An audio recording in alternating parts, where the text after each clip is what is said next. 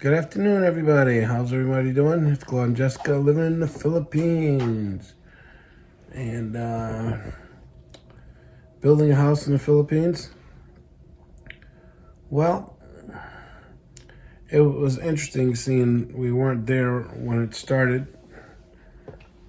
That was 2020 when it started. It took about a year to get our house to the conditions it's in. When we got there, we still had some things to do. We needed to put railings up on the inside up the stairs and on the outside on the second floor. So, of course, kids or nobody would fall off. And we chose to do the railings by vertical instead of horizontal. That way kids can't climb in the middle of it and stuff like that. But forgive the wires and stuff here, but whatever. But yeah, building a house in the Philippines was skeptical at first because I live in America, or I was at the time, but I was rushing. I wanted to move there and stay for quite some time. We actually did, and had to get my wife back here because of her permanent resident card. She won't get me gone a year and a day. Once she goes for her citizenship somewhere this year, she'll then, go ahead and get dual residency because nobody wants to lose their residency from where they're actually born. At least that's, what she tells me and what I've seen from other Filipinos. The house, I did a vlog a couple weeks ago, or whenever it was, how much it cost to build the house. And we're not done. There's other things we want to do.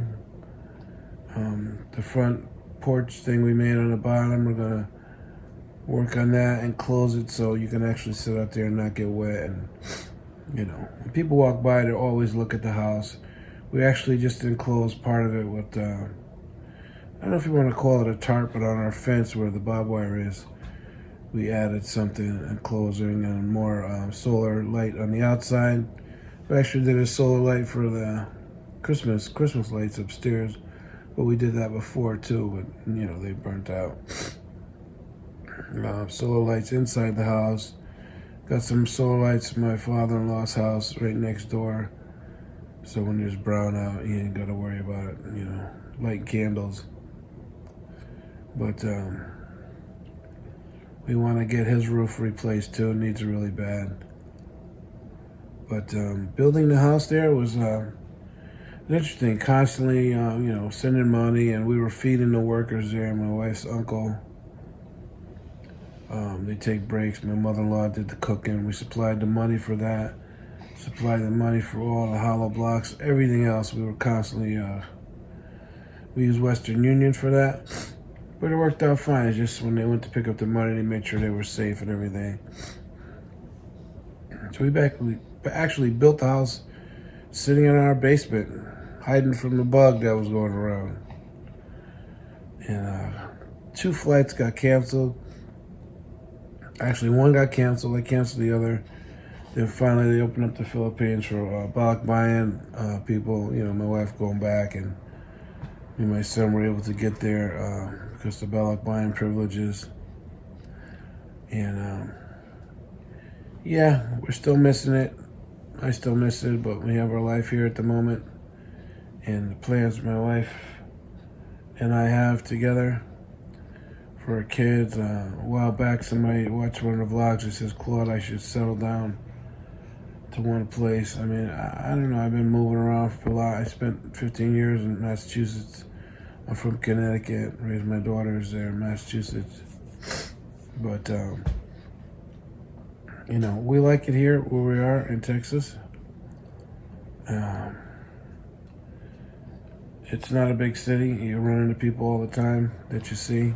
They had a nice fireworks display here. It was 200 years of this county.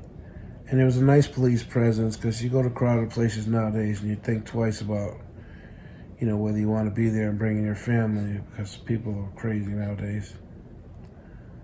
But that's it, building a house in the Philippines. It was a good experience, and we're not done working on it. hopefully we can get the property right next door, and we're going to expand that house a little bit more. And that's it. Just a couple of words on building a house in the Philippines. See you guys later.